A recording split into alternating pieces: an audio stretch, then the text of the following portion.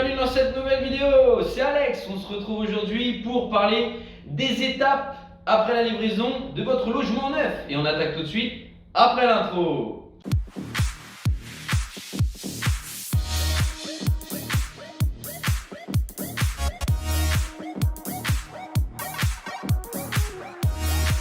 J'espère que vous êtes en forme, j'ai une pêche de dingue, ça m'a fait plaisir de retourner cette vidéo. On attaque tout de suite du coup au sommaire avec la partie de l'entrée des lieux. Donc on va voir un petit peu ce que vous devez faire en termes d'emménagement au niveau de l'assurance, des contrats que vous devez faire. Et en deuxième partie, l'entretien que vous devez faire au sein de la copropriété. Et oui, vous êtes copropriétaire, vous avez un minimum d'obligations sur l'entretien privatif de votre logement et aussi sur la partie des parties communes gérées par le syndic, mais qu'il faut tout de même avoir conscience en termes d'éléments. On attaque tout de suite sur la première partie.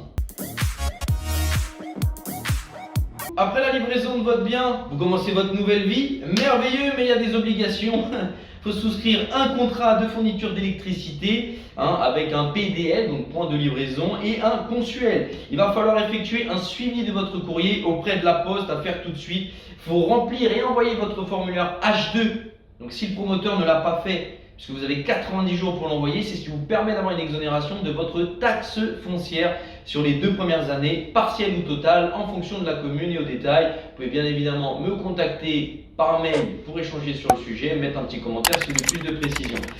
Vous devez informer tous les organismes en fait de votre nouvelle adresse. Donc vous avez le site monservicepublic.fr qui vous permet de tout relier directement. Ensuite, vous pouvez modifier vos papiers d'identité puisque vous avez une nouvelle adresse. Et si vous avez envie, en bonus, vous inscrire sur les listes électorales parce que oui, au niveau du pays, on est de plus en plus absent aux élections. Donc après, pour attaquer plus sérieusement en termes d'abonnement, courrier et assurance, vous devez regarder si l'immeuble bien évidemment est raccordé à la fibre optique. Si vous avez tout de suite souscrit une assurance multirisque habitation, ça va faire dès votre emménagement dans le logement. Ensuite au niveau du chauffage, il faut voir si c'est collectif et il faut voir si c'est individuel, si vous avez besoin d'un abonnement par rapport à ce forfait-là. C'est le syndic qui va après s'en occuper et le gérer, mais il faut quand même, vous, de votre côté, regarder de quoi il est fait et voir s'il y a un abonnement qui est individuel ou collectif, encore une fois, avec contrat. Ensuite, au niveau de votre emménagement, ce qu'il faut comprendre, c'est que d'abord, le syndic, il a la livraison des parties communes. Il y a un syndic qui est nommé provisoirement les 12 premiers mois, donc du coup la première année, pour votre assemblée générale. Ensuite, on a la livraison des parties privatives. Donc, vous qui regardez cette vidéo aujourd'hui en tant que copropriétaire, sur la partie de l'emménagement, un critère très important, il faut faire attention à tout ce qui est partie commune. Donc, les murs en accès, les halls, les ascenseurs, il faut les protéger. Parce que si vous faites des dégradations, c'est pour votre pomme. Et donc, du coup, vous allez vous retrouver à payer des forfaits pour remettre un petit peu les choses aux normes. Ça, c'est quand même important. Il faut prévenir le syndic en lettre recommandée avec accusé de réception s'il y a des dégradations qui sont intervenues.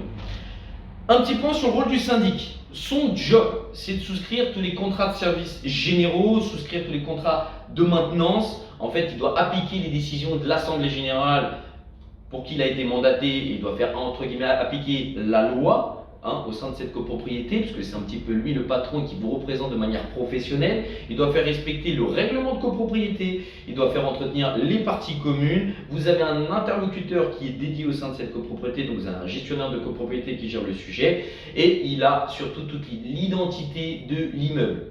C'est une carte d'identité, le syndic. Carnet d'entretien, où il y a un sujet, vous lui demandez, ils sont là pour ça. Voilà son job. N'hésitez pas à le solliciter si vous avez des questions un petit peu par rapport à ce sujet-là. Au niveau des garanties, bien évidemment, quand vous êtes dans le neuf, je vous fais un petit rappel puisqu'il y a ma vidéo sur l'achat dans le neuf en VFA où j'explique un petit peu ces éléments-là. Mais voilà, c'est important de les avoir en considération. Ça fait partie des énormes avantages qu'on a dans le neuf. C'est la garantie décennale, donc 10 ans sur la structure, sur l'ouvrage, directement du bâti. Ensuite, on a la garantie de bon fonctionnement sur les éléments dissociables, un radiateur éventuellement, pour vous donner un petit peu une idée. Une garantie d'isolation phonique qui est valable 1 an. On a la garantie de parfait achèvement également qui est valable 1 an. Et on a surtout une garantie des vices et conformité non apparent qui est par contre celle-là valable que 30 jours. Voilà, je vous le donne en bonus, tout le monde ne le dit pas, 30 jours ça passe très vite, il faut le notifier très rapidement.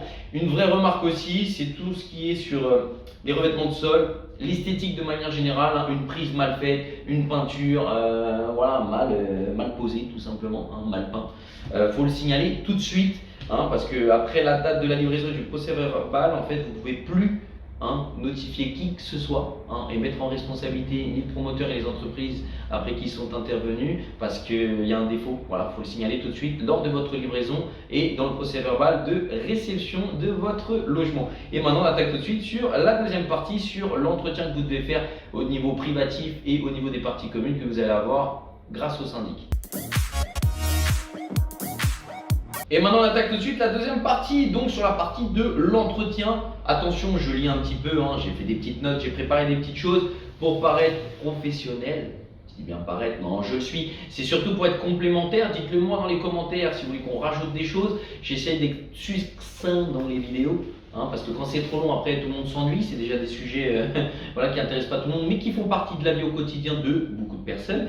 Donc sinon, pour rester sérieux, au niveau des contrats d'entretien des équipements communs. Donc c'est toute la partie des ventilations mécaniques contrôlées, les VMC, les ascenseurs, les fermes-portes, les organes de sécurité, les portails, les chaufferies, espaces verts, l'étanchéité, et j'en passe. Si vous en avez d'autres, complétez-le dans la description, qui sont à mettre en place directement dans la première assemblée générale des copropriétaires que vous allez faire.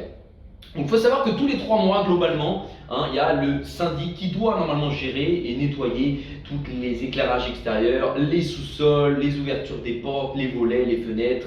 Voilà, alors tout ce qui est volets, fenêtres, privatif, c'est à la charge du propriétaire de l'entretenir, mais dès que c'est collectif, c'est au syndic de gérer avec des professionnels du secteur. Donc le syndic il est mandaté par les copropriétaires pour avoir des entreprises pour nettoyer et que ça soit clean. Par exemple la porte du hall d'entrée, il faut bien que ça soit propre, qu'on voit qu'elle fonctionne bien, 2000, etc. Bon, quand c'est tout neuf, tout va bien. Bon, des fois on a des surprises, mais bon, voilà, on n'est pas là pour donner tous les problèmes, on reste positif, on est dans un nouveau logement neuf.